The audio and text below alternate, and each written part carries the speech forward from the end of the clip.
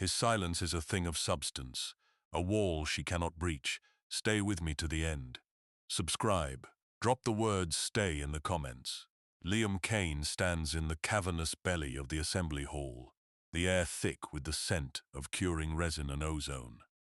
Fluorescent lights hum a flat, indifferent note high above, casting long shadows that stretch and distort the shapes of half-finished yachts. He does not look at the woman in the sharp, dark suit. He does not look at the man beside her, whose polished shoes are two smug smirks on the dusty concrete floor. Instead, his focus is on the object before him. The hull of Hull 7, what he privately calls the Osprey, its ribs of laminated mahogany curve with a grace that feels alive, a secret whispered between him and the wood. He runs a hand over the smooth flank. The grain is tight, the lines perfect. This is his work. This is his promise. This, the man says, his voice a smooth poison sheathed in difference. This is the project I mentioned, Mr. Reed, a complete drain on resources, a vanity piece. Evelyn Reed does not look at the boat. Her gaze is fixed on the man standing beside it. His file, curated by Marcus Thorne, is a litany of mediocrity.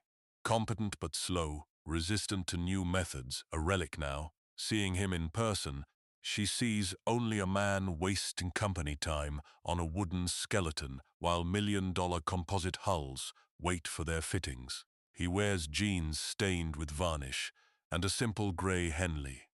His hands are not the hands of an executive or a manager.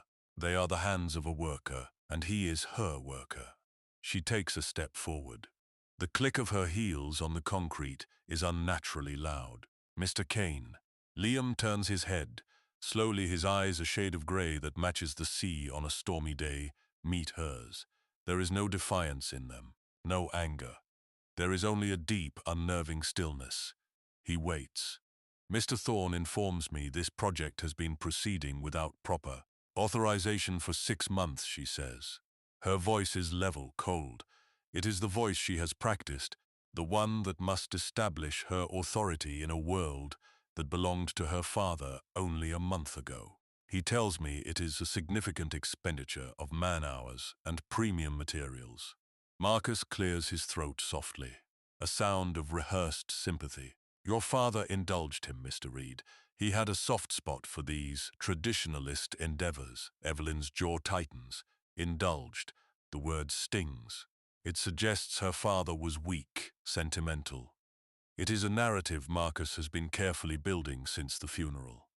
My father is gone, she says, her words clipping the air. The indulgences are over. This project is terminated, effective immediately. She expects a protest, an argument, a plea. She is prepared for it, with counter-arguments about efficiency and profitability already cued in her mind. Liam Kane does not protest. He does not argue. He does not plead. He simply looks at her for a long count of 3. His gaze is not accusatory, it is observational. It is as if he is seeing something in her that she does not see in herself. Then he gives a single, small nod. He turns back to the hull.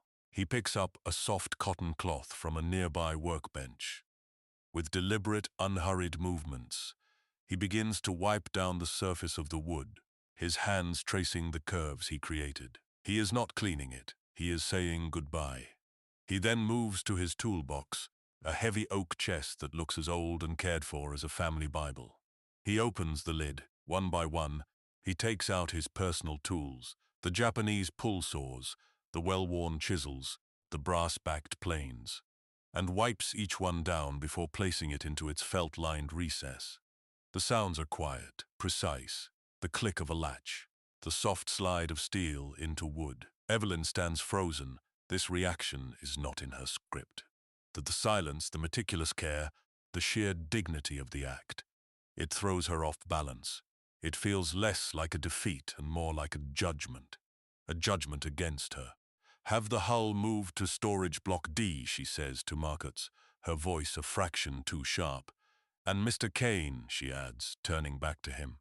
Report to main assembly, line C, tomorrow morning. You'll be on the final fittings crew, from shaping the soul of a boat to polishing its chrome railings. It is a demotion, it is an insult. Liam Kane closes the lid of his toolbox. The sound is a soft, definitive thud. He looks up at her again. "Understood," he says. His voice is quiet, a low baritone with no trace of emotion. Then he picks up a small, brightly colored lunchbox from the bench and walks away, his footsteps echoing in the vast space. Long after he disappears through a side door, he does not look back. Evelyn is left standing in the shadow of the wooden hull, the smell of sawdust in the air. She feels a strange, hollow sensation in her chest. She has won. She has asserted her power. But she does not feel powerful, she feels small. Later, in her father's office, the city lights a distant, cold glitter outside the panoramic window. She cannot shake the image of his hands, the way they moved over the wood, the quiet reverence. She pulls up his employee file again on the large monitor. Liam Kane, age 38, employee for 15 years, lead naval architect, Special Projects Division. A division that, according to Marcus, consisted only of him. The file photo is 10 years old. He is smiling faintly, younger, his hair shorter. There is a note in the personal section. Spouse, deceased, and another entry. Dependent, Maya Kane, daughter. Marcus enters without knocking, a habit she finds increasingly irritating. He places a stack of quarterly reports on her desk. "A good day, Mr. Reed," he says, his smile not quite reaching his eyes. "Cutting the fat, making the hard decisions your father was reluctant to. The board will be pleased." "What do you know about Kane's wife?" she asks, her eyes still on the screen. Marcus pauses for a fraction of a second. "Tragic. A car accident a few years back. He was never the same. Became withdrawn, unreliable. That's when his special projects became his entire world. Your father kept him on out of pity, I think." Evelyn says nothing. She closes the file. The word pity hangs in the sterile air of the office, feeling as wrong and out of place as a wooden boat in a fiberglass world. She does not believe her father did anything out of pity. Every move he made was deliberate. She just has not figured this one out yet. The unease follows her into the night. It is a low hum beneath the surface of her thoughts, a dissonant chord in the symphony of her grief and new responsibilities. The man's quiet acceptance felt like an accusation she could not name. 2 nights later, the storm arrives. It rolls in off the Atlantic with a fury that feels ancient and personal. Rain lashes against the windows of her car, a frantic drumming beat. The wipers fight a losing battle. The coastal highway is a black ribbon slicked with water, hemmed in by the roaring dark of the ocean on one side and the dense, dripping woods on the other. Then the shudder, a violent lurch to the right, the sound of tearing rubber, and the rhythmic thump-thump-thump of a flat tire. Evelyn pulls over, her knuckles white on the steering wheel. She puts the car in park and the engine dies with a final sputtering cough. Silence rushes in, immediately overwhelmed by the roar of the wind and rain. She tries the ignition again. Nothing, the battery is dead. She grabs her phone. No signal. She is alone in a dead car in the middle of a gale on a road she barely knows. A flicker of panic, cold and sharp, cuts through her composure. She presses her forehead against the cool glass of the window, breathing slowly. This is just a problem. A logistical issue. She solves problems for a living. But the darkness outside is absolute. The rain is a solid wall. She is not in a boardroom. She is a small, fragile thing in a metal box at the mercy of the elements. For 20 minutes, she sits in the chilling car as the wind rocks it on its frame. Just as a genuine primal fear begins to set in, a pair of headlights cuts through the deluge behind her. They slow, and a large, older model pickup truck pulls onto the shoulder ahead of her. Its hazard lights begin to blink, a steady, reassuring pulse in the chaos. A figure gets out, a tall silhouette in a heavy waterproof jacket. He walks toward her car, his head bent against the driving rain. He taps on her window. Evelyn hesitates for a moment, then powers down the window a few inches. The man leans down. Rain drips from the brim of his hood. In the dim glow of the dashboard lights, she sees a strong jaw, a day's worth of stubble, and familiar grey eyes. It is Liam Kane. He does not seem to recognize her, or if he does, he gives no sign. "Looks like you're in some trouble," he says, his voice calm and steady, easily audible over the storm. "My tire is flat, and the car won't start," she replies, her own voice sounding thin and reedy. "Pop the hood," he says simply. She fumbles for the latch and pulls it. He walks to the front of the car, lifts the hood, and leans in, a powerful flashlight beam cutting through the gloom. He is out there for 5 minutes, completely exposed to the downpour, while she sits in the dry cocoon of her luxury sedan. He does not rush. He works with the same methodical calm she saw in the workshop. He comes back to her window, corroded battery terminal, and a flat. "I can give you a jump and change the tire, but that battery might not last you. My house is just a quarter-mile up the road. You'd be better off waiting out the worst of the storm there." The offer hangs in the air. Go with a man she publicly humiliated to his home, or stay in a dead car on a deserted road. It is not a choice. "Okay," she says. "Thank you." He nods and goes to his truck. He backs it up, connects jumper cables, and within minutes, her engine roars back to life. Then he gets out a jack and a lug wrench. He works efficiently, the rain plastering his hair to his head where the hood has fallen back. He loosens the lugs, jacks up the car, and swaps the flat for the spare donut tire. The whole process takes less than 15 minutes. As he is tightening the last lug nut, the passenger door of his truck opens. A small child, bundled in a pink raincoat, climbs out and runs toward him. "Daddy, you're all wet!" a little voice calls out. Liam looks up, and for the first time, a smile touches his face. It transforms him. The stoic mask falls away, revealing a startling warmth. "I know, sweet pea. Go on, get back in the truck before you blow away." The little girl, his daughter Maya, stops and looks at Evelyn, who is now standing by her car. The child's eyes are wide and curious. "Is the lady sad, Daddy?" she asks, her voice carrying on the wind. "I think she's just cold," Liam answers, his gaze meeting Evelyn's over the roof of the car. It is in this moment, with her name on his lips, that she knows he has recognized her all along. "Go on now, Maya, back in the truck." The child obeys, but not before giving Evelyn a small, shy wave. Liam finishes the work, throwing the ruined tire in the bed of his truck. He walks back to her. "Follow me," he says. "It's the first driveway, on the left. White house with a blue door. You can't miss it." He does not mention the workshop. He does not mention her words. He just offers help to a stranger on a stormy night. It is another piece that does not fit. The man Marcus described as resentful and insubordinate is currently saving her from a situation of her own making, with no sign of either. She follows the steady red taillights of his truck to a small, well-kept house set back from the road. A light is on in the window, a warm, golden square against the tumultuous dark. It looks like a port in a storm. It looks like a home. Inside, the house smells of wood smoke, old books, and something sweet like cinnamon. It is clean, tidy, but lived in.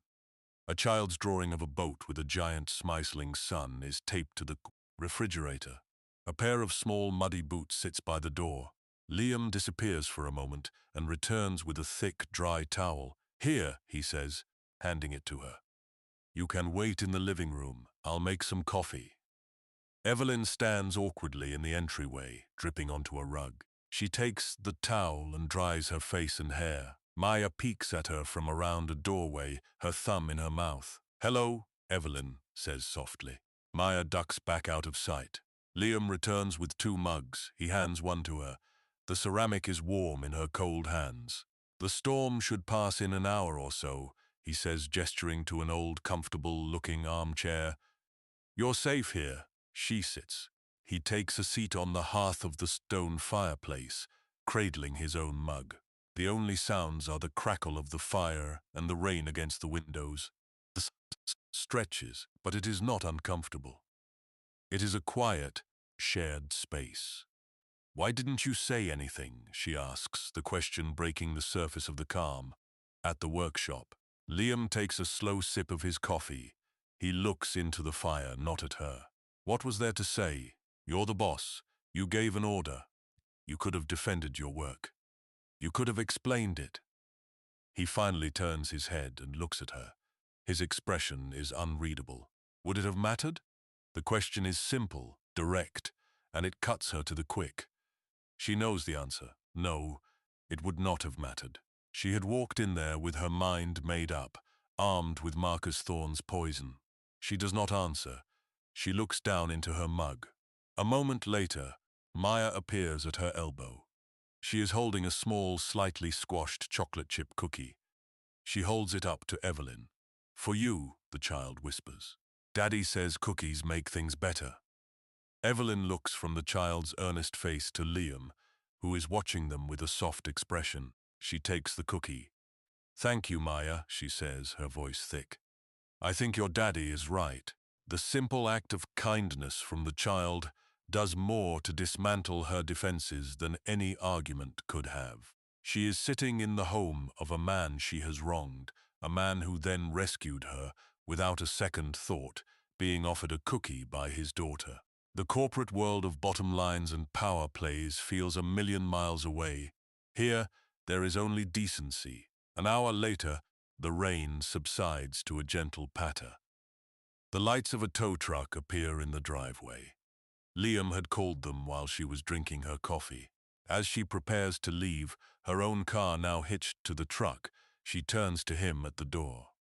"I owe you for the help and the coffee." "You don't owe me anything," he says. "People help each other out, that's all." Still, she insists. "Thank you, Liam." Using his first name feels significant. He just nods. As she walks to the tow truck, she glances back. He is standing in the doorway, Maya holding his hand, the warm light of their home spilling out around them. They watch until she is gone. The next week, Evelyn finds the file. It is buried deep in the digital archives, under a project code her father had used for his most speculative ventures. Project Siren. It is the designation for the revolutionary planing hull that had made Reed Maritime the industry leader a decade ago. The innovation that had built the company's modern reputation. The design Marcus Thorne had always claimed as his own crowning achievement, the one that secured his position as COO. But as she scrolls through the initial concept sketches, the fluid dynamic simulations, the handwritten notes in the margins, she sees a different story. The elegant, complex math is not in Marcus's neat, blocky script. It is in a fluid, intelligent hand she does not recognize. The design philosophy notes are poetic, speaking of hydrodynamics in terms of avian flight and cetacean movement. Then she finds it. A scanned memo from her father to the head of patents. It is a short direct order. All patents and design credits for Project Siren are to be filed under Marcus Thorne's name per his new leadership role. But all technical queries, all future iterations are to be routed through LK. He is the source. Protect the source. LK, her blood runs cold. She opens Liam Kane's file again. Liam Kane. LK, the pieces start to click into place, forming a picture she does not want to see. The vanity project in the workshop, the curve of its hull. It was not a relic of the past. It was an evolution of Siren. It was the future, and she had ordered it thrown in a storage shed. She needs to talk to someone who was there. Someone who would know the truth. Her father's old appointment books give her a name, Samuel Bellwether, former yard manager. Retired 3 years. An address in the old town, by the fishing docks. She finds Sam mending a net on the porch of a small weathered cottage that smells of salt and creosote. He is old, his face a road map of sun and sea, his hands gnarled but deft. He looks up as she approaches, his eyes, a startlingly bright blue, sizing her up. He does not invite her to sit. "Mr. Bellwether," she begins. "I'm Evelyn Reed." "I know who you are," he says, his voice gravelly. "You've got your father's eyes, but not his patience from what I hear." The rebuke is gentle but firm. I'm here because I need to understand something, she says. Deciding directness is the only path. I need to know about Project Siren. Sam sets down his netting shuttle. He looks out at the water, at the gulls crying over the fishing boats. Siren, he says, the word tasting of memory. That was your father's finest hour, and his greatest mistake. What mistake? He put the wrong name on the bottle, Sam says. He had a racehorse, see, a true thoroughbred. Kid named Liam Kane. Your dad found him right out of school, saw the genius in him. The boy could see the water. He didn't just design boats, he understood them. Siren was all his, every line, every curve, born from his head and his hands. Then why is Marcus Thorne's name on it? Evelyn asks, her voice barely a whisper. Because Thorne is a salesman, Sam says with a grimace, and your father, bless him, thought he needed a salesman to run the show. He thought Liam was too pure for the business side, too much of an artist. He wanted to protect him, let him just create. So he made a deal. Marcus got the credit, the promotions, the corner office. Liam got a quiet workshop, and the freedom to build the next great thing. It was a devil's bargain. It made Thorne powerful, and it made him resent the one man whose talent he could never match. The whole ugly picture is now in focus. Marcus, consumed by jealousy, systematically isolating and undermining the company's greatest asset, feeding her, the new CEO, a narrative that would lead her to discard the one person her father valued most. The boat, Evelyn says. The wooden boat in the assembly hall. Sam nods slowly. The Osprey, that's the next great thing. The culmination of everything Liam learned from Siren and everything since. Your father knew it. He funded it himself, off the books, to keep it away from Thorne's meddling. It was his legacy, and Liam's. Evelyn feels a profound sense of shame. It is cold and heavy in her gut. She had walked in and, in a single arrogant move, desecrated her father's true legacy. That evening, she uses her master keycard to access storage block D. The air is stale and cold. Under a dusty tarp in a dark corner, she finds it, the Osprey. She pulls the tarp off. Even here, in the dead light, its beauty is breathtaking. It is not a boat, it is a sculpture. She runs her hand over the hull, just as Liam had. She feels the seamless joints, the impossible smoothness. She pulls out her phone and brings up the design files for Siren. Then she looks at the hull in front of her. She can see the lineage, the shared DNA. But this is different, more refined. The lines are more complex, inspired by the wing of a bird of prey. It is a leap forward. A sound from the doorway makes her jump. Liam is standing there, a canvas bag over his shoulder. He stops when he sees her.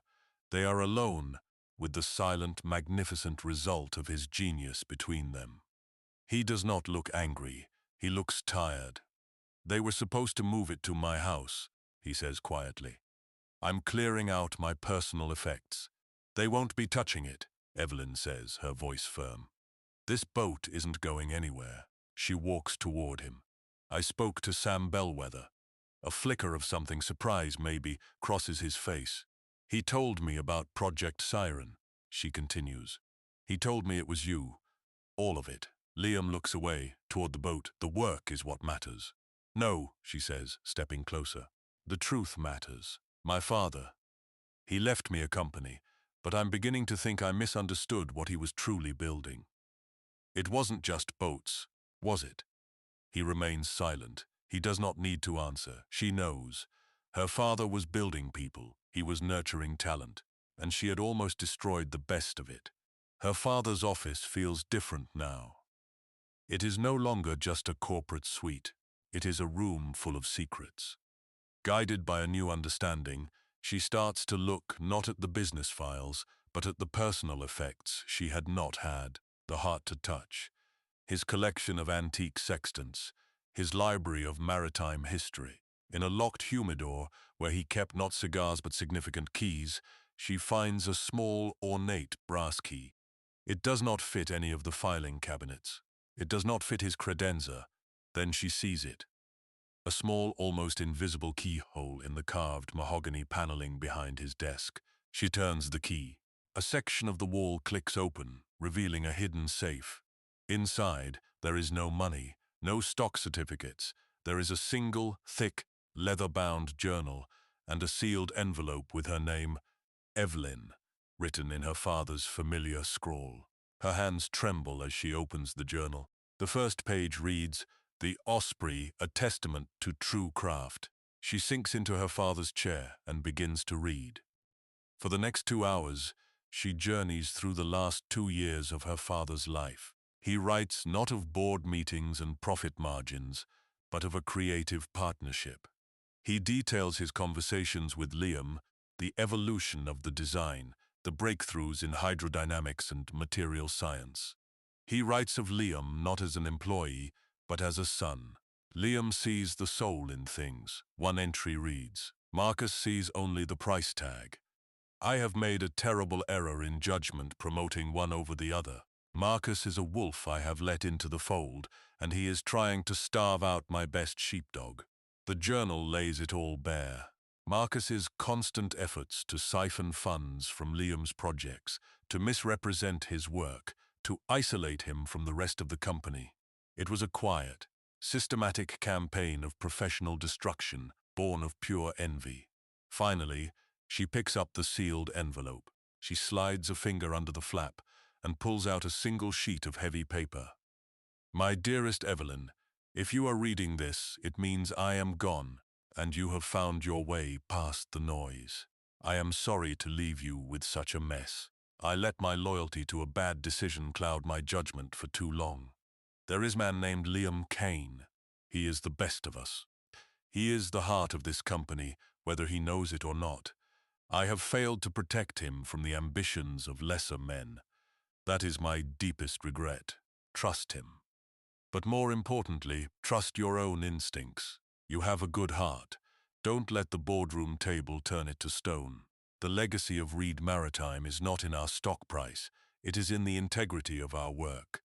It is in the Osprey. See it finished. It is the best of me and the best of him. Love, Dad." Tears stream down her face, blurring the words. She cries for her father. She cries for her own blindness. And she cries for the quiet, dignified man she so publicly wronged. That evening, she drives back to the small house with the blue door. The lights are on. Through the window, she can see Liam and Maya sitting at the kitchen table, the girl's head bent over a drawing, the man watching her with a gentle gaze. She knocks. Liam opens the door, his expression guarded. He sees the journal in her hand. He sees the tears on her face. He steps aside to let her in. "I found my father's journal," she says, her voice choked. "I read everything." She stands before him in the warm, quiet living room. "I am so sorry, Liam. For what I did, for what I said, I was wrong. Completely and utterly wrong." He looks at her, his grey eyes searching her face. "You didn't know," he says. "It is not an excuse. It is a simple statement of fact." "I should have known," she counters, her voice rising with frustration at herself. "I should have seen it. Why? Why did you just stand there and take it? Why didn't you fight?" He is quiet for a long moment, the only sound, the soft scratching of Maya's crayon on paper from the other room. "Because I made your father a promise," he says finally. "I promised him I would finish the boat. I promised I would protect it from the politics, from Marcus. He knew Marcus would come for it the second he was gone. The only way to protect it was to make it seem worthless, a vanity project, a hobby." He looks past her, his gaze distant. "My pride didn't matter. The work mattered, the promise mattered." The weight of his sacrifice settles on her. He had been willing to endure public humiliation, to accept a demotion, to be seen as a failure, all to honor a promise to a dead man and protect a piece of wood and glue that held a shared dream. At that moment, Maya pads into the room. She sees Evelyn's distress. She walks over to her father's armchair, climbs up, and retrieves a small, hand-knitted afghan. She carries it over to Evelyn and holds it up with both hands. "You look cold," the little girl says. Evelyn kneels, her eyes level with the child's. She takes the blanket, its yarn soft and smelling faintly of cedar. "Thank you, Maya," she whispers, and in that moment, she feels a warmth that has nothing to do with the blanket. It is the warmth of acceptance, offered freely and without condition, in a house built on integrity. The alliance is forged not in a boardroom, but in that quiet living room. The next morning, Evelyn arrives at the shipyard at dawn. She has Hull 7, the Osprey, moved back into the main assembly hall, into the brightly lit space of honor. She reinstates the Special Projects Division, effective immediately. Her first and only directive is to Liam. "The Monaco yacht show is in 8 weeks, she says, standing beside him in front of the hull. "Can it be done?" Liam walks around the boat, his eyes taking in every detail. He runs his hand along the unfinished deck planking. He is no longer the stoic, sidelined worker. He is a commander surveying his ship. "It will be tight," he says. "We'll need the best wiring team, and the carbon fiber mast needs to be stepped and tuned perfectly." "You'll have whatever you need," she says. "Whatever resources, whoever you want." A new dynamic settles between them. They work. She becomes his shield and his sword, clearing bureaucratic hurdles, managing supply chains, and silencing the whispers from Marcus's loyalists. He becomes the heart of the operation, leading a small, hand-picked team of the yard's best craftspeople, men and women who had long respected him and are thrilled to be working under his direction again. Evelyn spends more time in the workshop than her office. She learns the difference between teak and mahogany, the smell of epoxy versus varnish. She watches Liam work, mesmerized by the economy of his movements, the deep, instinctual knowledge in his hands. He, in turn, sees a side of her no one else does. He sees her intelligence as she grasps complex engineering concepts, her tenacity as she battles a supplier for a crucial part, her quiet moments of doubt when she thinks no one is watching. One evening, they are alone in the workshop, going over the final engine schematics. Maya is asleep on a makeshift bed of sailcloth bags in the corner. "You're good at this," he says, tapping a finger on a fuel line diagram she had corrected. "You see the whole system." "My father used to say that," she replies softly, a sad smile touching her lips. "He tried to teach me. I was too busy trying to get an MBA to listen." "You listened more than you think," he says. The day before the boat is scheduled to be shipped to Monaco, Evelyn calls an emergency meeting of the board of directors. Marcus Thorne enters the boardroom with a confident stride, a smug look on his face. He assumes the meeting is to announce the final failure of the vanity project and the termination of Liam Kane. He takes his seat at the long, polished table. Evelyn stands at the head of the table, where her father once stood. She is calm, her presence commanding. Liam is also there, but he does not take a seat. He stands quietly against the back wall, his arms crossed, a silent, powerful presence. He wears a simple dark blazer and trousers. He looks like he belongs there. "Good morning," Evelyn begins, her voice cool and clear. "I've called this meeting to discuss the future of Reed Maritime, a future that requires us to correct a grave error from our past." On the large screen behind her, she projects the first image, a page from her father's journal. She methodically, clinically, lays out the entire story. She presents the original design notes for Project Siren, the DNA analysis of the handwriting matching Liam Kane's employee records.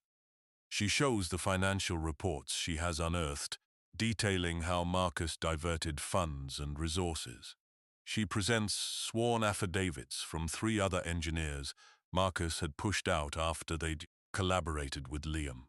Marcus's face goes from smug to pale to ashen. He sputters, objects, calls it a fabrication, a conspiracy. "A conspiracy?" Evelyn asks, her voice dropping. "Let's talk about conspiracies, Marcus. Let's talk about the narrative you fed me, the lies you told me about a good man, the way you tried to manipulate me into destroying my own father's legacy." She gestures to the back of the room. The man you called a relic, a drain on resources, is the sole reason this company has led the industry for the last decade, and he has just built our future.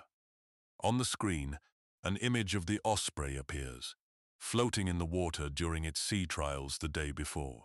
It is magnificent, a fusion of classic beauty and futuristic performance. It looks less like a boat and more like a promise of speed and grace.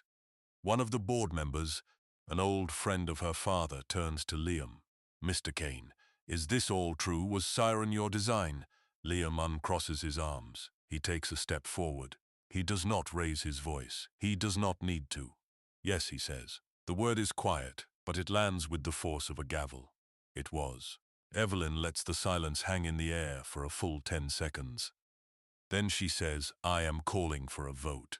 A vote for the immediate termination of Marcus Thorne for cause and for the pursuit of all legal remedies for fraud and industrial sabotage. All in favor?" Every hand goes up, instantly, unanimously. Marcus Thorne stares defeated. Security guards enter the room and stand by his chair. His reign is over. Evelyn looks to the back of the room, her eyes meeting Liam's. He gives her a single, almost imperceptible nod. It is the same nod he gave her weeks ago when she tried to destroy him. But this time, it means something entirely different. It means victory. It means trust. After the meeting, the boardroom clears out. Only Evelyn and Liam remain. The adrenaline fades, leaving a quiet hum in its place. They walk out together, not speaking. Their footsteps echo in the empty corridor and into the concrete expanse of the parking garage. They stop by her car. The air is cool, smelling of concrete and exhaust fumes. "I've created a new position," she says, looking at the distant city skyline. Chief Design Officer, it reports directly to the CEO. It has full autonomy over all new projects and innovations. "And who did you have in mind for this position?" he asks, though he already knows the answer. "Someone who sees the whole picture," she says, turning to him. "But he has to accept, and there's a condition. He can't move. His home, his workshop, they're part of the deal. His roots are his strength." A slow smile spreads across Liam's face, the first genuine, unguarded smile he has ever shown her. "I think I can work with that," he says. She smiles back. "I've already approved the plans for the new R&D wing to be built here at the shipyard. I think the CEO needs to be closer to the heart of the company." He reaches into his jacket pocket and pulls something out. He places it in her open palm. It is a small piece of wood, sanded so smooth it feels like silk, carved into the perfect, streamlined shape of an osprey in flight. It is a piece of leftover mahogany from the hull. "For your desk," he says, "so you don't forget what we're building." Her fingers close around the warm wood, her skin brushing his. The brief contact sends a jolt through her, a current of unspoken connection. "I won't," she says softly. 3 months later, the world of yachting is buzzing. The Osprey is not just a success. It is a phenomenon. It has won every award at the Monaco show. Orders are pouring in, and Reed Maritime's stock has soared. But Evelyn is not in her high-rise office watching the numbers. She is standing on the deck of the Osprey as it cuts silently through the calm waters of the bay on a bright Saturday afternoon. The sun is warm on her face. The only sound is the whisper of the water along the hull. Maya is at the helm, her small hands on the polished wood and steel. She is beaming, her face full of joyous concentration. Liam stands behind her, one hand resting gently on her shoulder, his other hand near the wheel. Evelyn stands beside him, her own hand resting near Maya's. Their 4 hands are close, a constellation of guidance and trust. They are a unit. They feel like a family. Later, as the sun dips low, painting the sky in hues of orange and purple, they moor in a quiet cove. Maya, exhausted and happy, is tucked into a bunk below deck, fast asleep. Liam and Evelyn stand on the deck, side by side, watching the last sliver of sun disappear below the horizon. They do not speak. They do not touch. The space between them is charged with everything that has happened. and everything that is yet to come. He has his quiet life back, his work vindicated. She has found her father's true legacy and, in the process, has found herself. He turns his head slightly, his profile silhouetted against the deepening twilight. "Thank you," he says, his voice a low rumble in the stillness. "It is not for the job or the vindication. It is for something more, for seeing him." "No," she says, her gaze fixed on the first star appearing in the velvet sky. "Thank you for saving her in more ways than one." The air is still, the water is glass. A quiet, unspoken promise hangs between them, as beautiful and as full of potential as the magnificent boat beneath their feet. It is a new beginning, earned in silence and built with integrity. And it is more than enough.